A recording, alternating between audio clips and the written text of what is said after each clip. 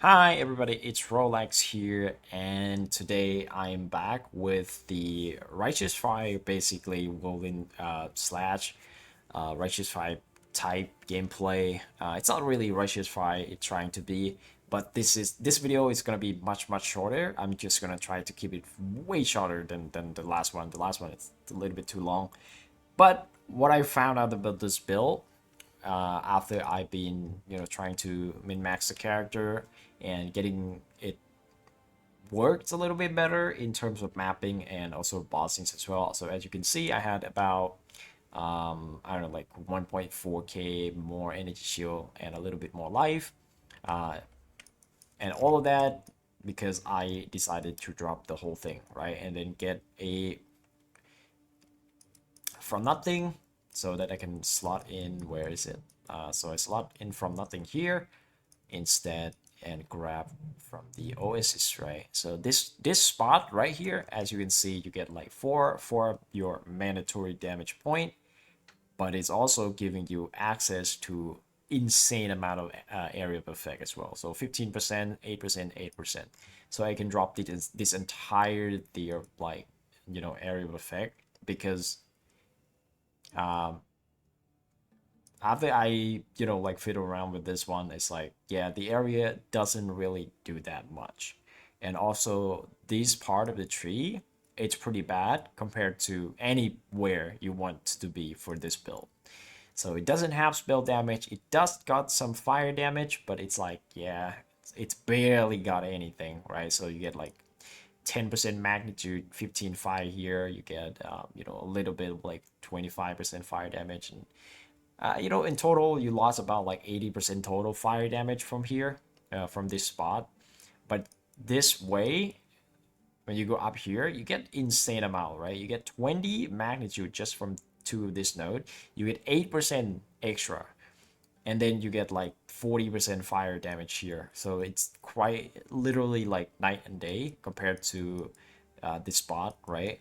And it's also pretty easy get easy access to jewel socket. As you can see, I have 1 2 extra jewel socket, 3 if you count this one, but you're not going to count that because this one is the replacement of this one. So basically you get 2 extra jewel sockets by going up here. And also you gain access to energy shield. So as you can see there, slow startup energy shield recharger doesn't really matter because you're not recharge anything anyway, because we using eternal youth for this character. And I did level up to level 94, so it's about like 2 level from last video, or is one, maybe one.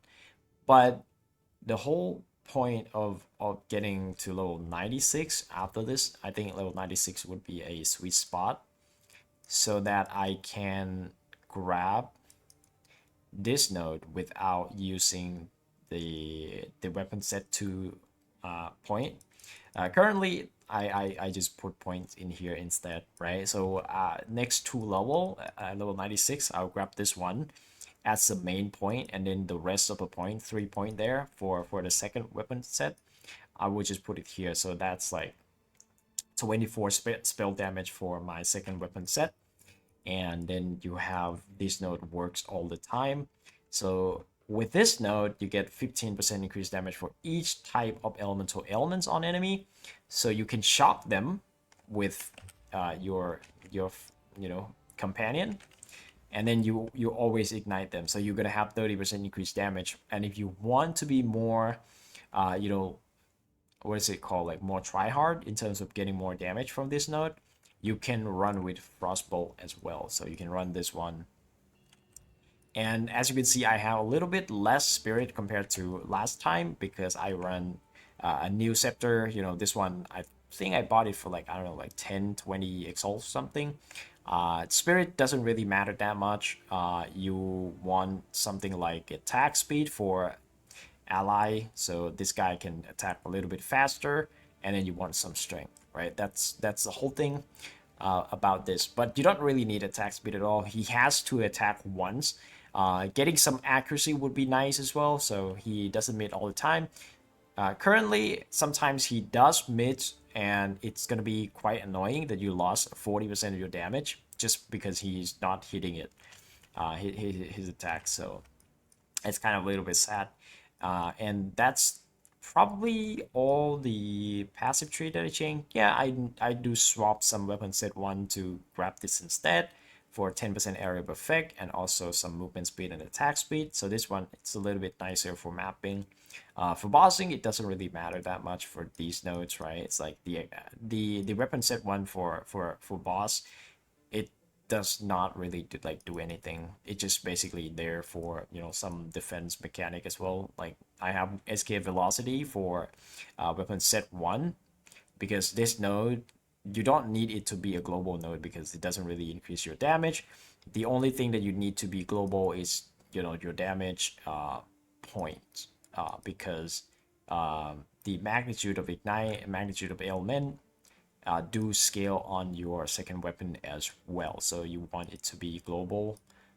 You want it to be global here. And that's pretty much it for the passive tree change. Now I will go over to my biggest upgrade that I did. So, you know, that you can see on the beginning of the video that I had killed Xesht T4 in about 8 seconds. So the biggest change that I had was this one, right? So Prism of Belief for +3. So this one is going around for about 20 to 30 divine, depending on when you bought it. I bought it for 22 divines. I suspect it probably gonna go up after the next patch where they increase the loot. So now the ground loot is going to be more common, the currency going to be more common, and people are going to sell boss unique, probably going to be more expensive. So keep that in mind.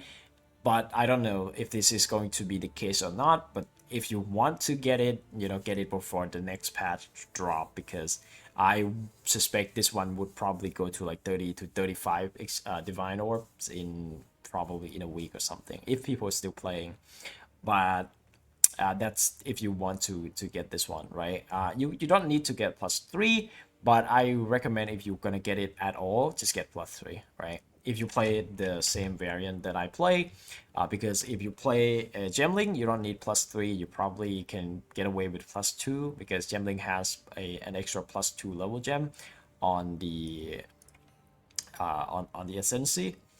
This character does not get that, but this character does get the 25% effect, right, from Ring and Amulet, and that let us use Firepower for an extra +1 level of all 5 skill gem. So that is very, very nice. So you get +4, so this is basically +5 for me already. And I'm currently running with everything in, it would be level 39, right? So now we go over some tech that I found out about this character. So the way that people think about this build is that it snapshot a lot of the damage, and then you can swap out some gear, you know, and you know, something like that, right? In reality, it doesn't really snapshot damage. It's snapshot level gem. So if you were to, oh, I mean, it does snapshot damage from the gem. The gem here, after you cast it, you can remove it. There's no point of keeping them in there, right? But that is the only place that it does snapshot damage. Now, nothing else snapshot damage. But basically, what you do is people think like, oh, the weapon set 2 does snapshot. I wouldn't call it snapshot, because this weapon set 2 and weapon set 1, they work simultaneously, just separately, right? For example, if I cast my skill in an offhand in weapon set 2, that damage, if I swap back, right, that damage is still being multiplied by the weapon set 2. It doesn't matter what you wear. If you already cast it, if you already used it on the other weapon set, that weapon set is still active for that ability. So that's why you get a, you know, a weapon swap for a Tempest belt, for example. the damage multiplier from the weapon swap is still applied to that Tempest Bell, not your main weapon.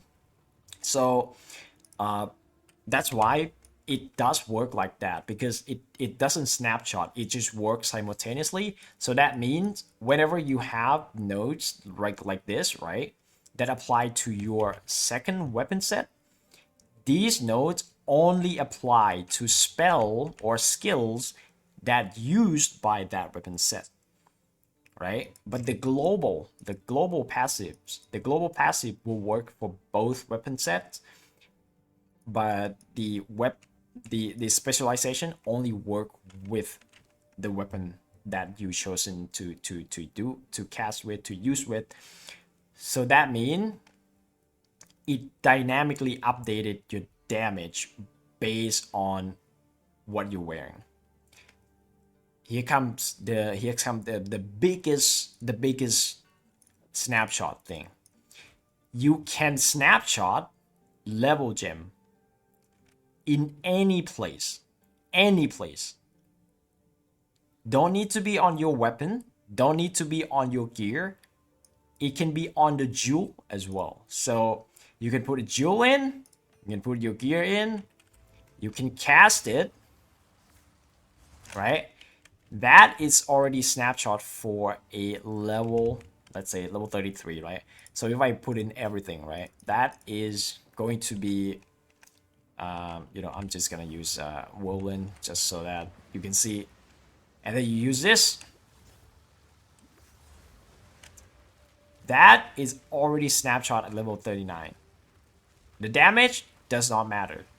Damage will be calculated afterward. So if I swap out, for example, I swap this, right? I don't need this anymore because I already cast it. I already cast my level 39. You swap out to something with no level modifier at all. And also I swap out my jewel as well. Because who cares, right? This is still level 39. This whirlwind of fire is still level 39. But the damage now being multiplied by the weapon that you're wearing. So this works because it doesn't snapshot. If it snapshot, that means whatever I do to my weapon set 2, it will not doing anything to the damage. But no, it does. It update your damage based on the weapon that you're using. But it does not update the level gem. So what I'm thinking is they're gonna change it so that it update everything. It's no longer gonna update just the damage multiplier. It's just gonna update the level gem as well, so you can't swap it. So this is one of the things that I feel like if you want to go like really hard, you swap out the jewel as well, which I did in the first in the clip that I show in the first in the intro, that I swap out the jewel as well, and you get more damage. Get in this case I only get like 12% magnitude of ignite. But if you have a really good jewel, really solid jewel, you can actually get about like 5, so you get about like 10% more damage from just swapping this jewel out, because this jewel doesn't really provide you damage, it provides you level gem, and level gem can be snapshot. It's the only thing that can be snapshot. It's the only thing. I tested every single thing. Increased spell damage, more spell damage, more fire damage, increased fire damage, gain extra fire. Nothing does snapshot. Nothing at all. The only thing that can snapshot is incinerate. It's plus level gem. Otherwise, it wouldn't work for the helmet swap and your amulet swap. So if 2 of these pieces works, everything works, right? Because level gems is the only thing that can be snapshot. Now the best weapon, I'm gonna talk about the best weapon setup. If you are like trying really hard to do the maximum amount of damage this build, it's going to be the staff Where is it? Can I get a staff? Nope, I don't have it. Well, the staff that give you sigil power, right? So sigil power is gonna give you more spell damage per stage. It can go up to 4 stage, so it's gonna be about like 48% more damage. But it only lasts 10 seconds, and you have to get it up like to 4 stage as fast as possible. So you know the fastest you can get is 4 seconds. So you're only gonna have like 6 seconds up for the damage. Now 40% more spell damage for 6 seconds. You can kill a lot of the boss with it. As you can see, I killed the boss with 8 seconds with this setup. So if you have level 40 gem, if you have all the things set up, you probably, that way it's probably the way that you can do the most damage. But if you want a more comfy version of the build, it's going to be a Sacred Flame with a wand. With like 100 spell, 100 fire, and 30% extra fire, like this one, right? The same mod as this, and then you wear a Sacred Flame on the offhand. That is the probably gonna be my goal too. When I finish the character, it's not gonna be the most damage that you can do, because the most damage you can do is to use sigil power, but sigil power is such an annoying thing to manage, because you have to keep spamming like despair or whatever spell that will like drain your mana, and then you spam your mana flask, and then you have to do it within like 4 seconds. Like it's a pain in the ass. Now we go over to some cool tech that I found out about this, which is because you can remove incinerate entirely. You don't need incinerate. You can swap in some of the, you can swap in frostball, as I say before, that you can use the this one, right, harness of element. So you can swap in the frostball for an extra 15% increased damage for, yeah. Or you can remove all this, right, and then you grab Coming Calamity instead. So these 3 nodes, it average out to about 25% increased damage for each node. So you get all 3 of them. It's about it's 74% increased damage while you're affected by Herald, and you have 50% increased fire damage while affected by Herald Badge. So what you can do is, after you cast this, you can put in Herald of Edge, and this one, it's going to give you 74% increased damage. Now it worked for this. It worked, but for 74% damage, and you have to, in the next map, you have to swap it out and then put in your incinerate gem. Like, it's a lot of work, right? It's a lot of work. If you want to do it, you can do it. Now, there's another cool tech that I found out that it surprisingly doesn't work. Now it's almost a cool tech, but it doesn't work, right? But at least I gave it a try. So basically, I had a rage, right? I tried to generate rage, and then I tried to use this one. This one rage support the skill consume 10 rage if possible to deal 35% more damage. Now, you think that's pretty cool. You can use it with channel skill. It does work for the first hit. So incinerate, it does consume it. It does consume the rage, but it's doing the damage on the first tick. You get the bonus only on the first tick. You don't get the bonus on the burning ground. So it's sad. It's a sad gem.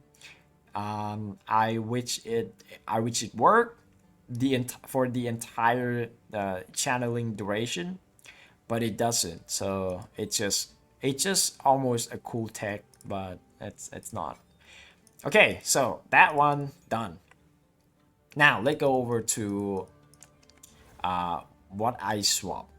So I swap a lot for this character, and first thing first is Valago's Raw. Now this one you only use it with a Skull's Brittle. So as I explained before, that Skull Brittle with increased area effect doesn't do anything. So you shouldn't do that, right?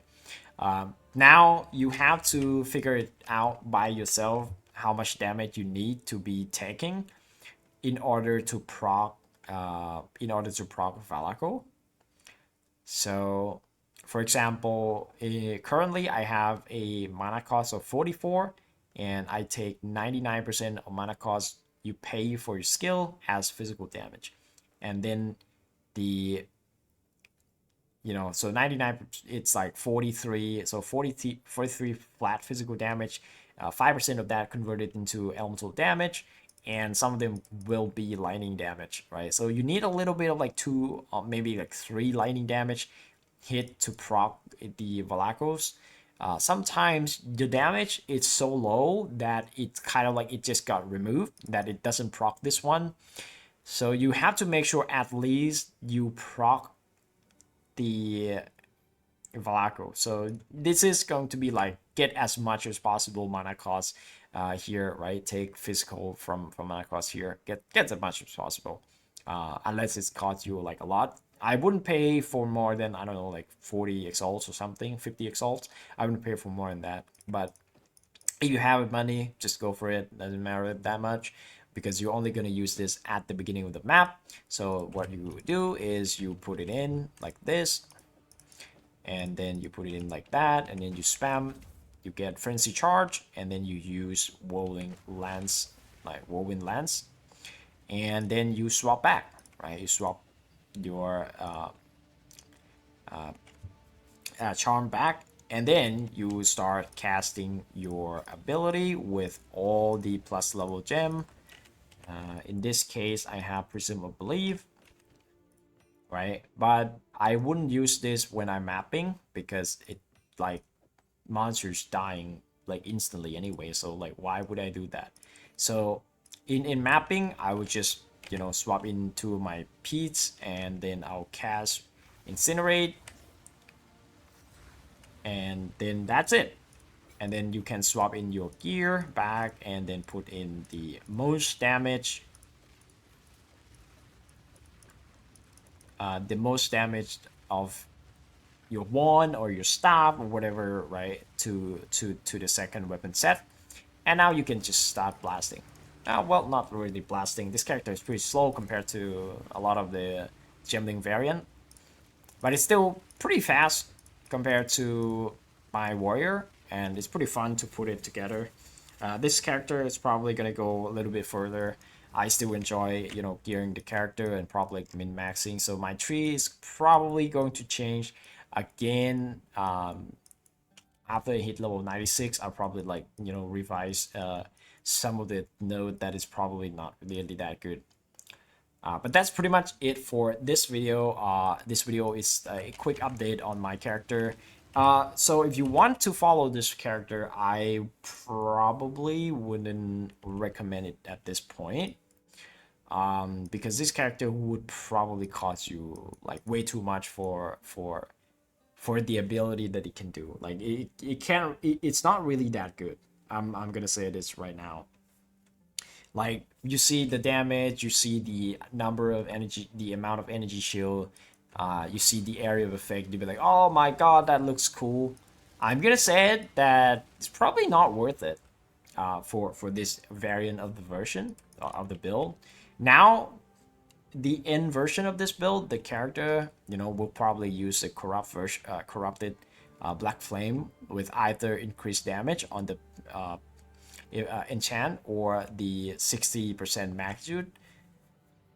But yeah, I mean the build is gonna be more expensive compared to Gemling or just a version with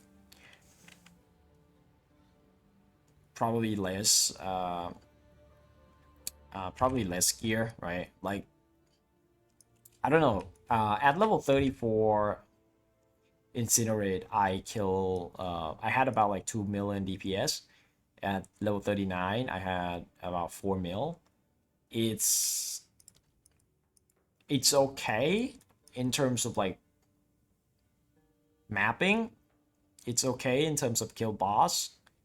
It's not good against some of the boss. For example, Copper Citadel, this build absolutely sucks at it because you can't really get a cast.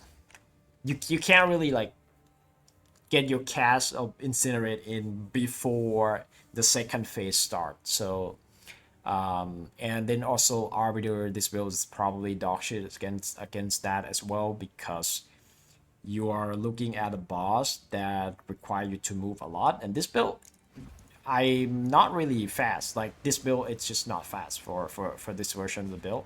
So if you have to move a lot in a fight, this build sucks. And this build would be good in Simulacrum. This would be like walk in the cake, right? Walk in the field for a build. And also Breach, it's, you know, Breach is also pretty easy. Ritual would be hard because there's a second phase and you don't get enough time to set up for a second phase. So I wouldn't do King of the Mist. I wouldn't do it. I haven't done Simulacrum because I've been like doing a lot of stuff elsewhere. So I'll probably gonna do Simulacrum, you know, soon. Expedition, this build absolutely killing Expedition. It's pretty good against Expedition. It's pretty good against Breach. It's pretty good against Simulacrum. So the only two pinnacle content that you wouldn't do with this build is King of the Mist and Arbiter. Now you could do both of them. I wouldn't recommend. It's gonna be uncomfortable as hell, especially King of the Mist. You could probably do Arbiter, but you're not gonna be consistent with it. If you know he casts anything that require you to move from screen to the next screen, it's gonna be impossible for this build unless you scale a lot of attack speed. Unless you change my character a little bit, you know, you drop a lot of like energy shield, you drop this whole entire thing, get some attack speed, accuracy stacking stuff, then you can probably get this character to be like somewhat, you know, move fast, moving more faster and stuff like that. I mean, you can make a lot, you can make a change a lot about the build, you know, depending on what you want with the build. But I just want more energy shield. I just want more evasion and energy shield. That's pretty much it. I don't really care about speed. My speed can be slower and I would be enjoying the game still. So that's pretty much it. And if I have any more update on the character, I will probably upload it again, I guess. But that's it. That's all the tips that I found, and is well, I'll put POB down below still, and you're probably not gonna see all the gear because I'm too lazy to do that, because like there's too many swap. Like there's too many swap that I feel like it's like I'm not gonna put gears into the POB. I would rather you watch the video and figure it out. Yeah, figure it out, right? Like, okay, about the swap. But that's it. See you in the next one. Bye.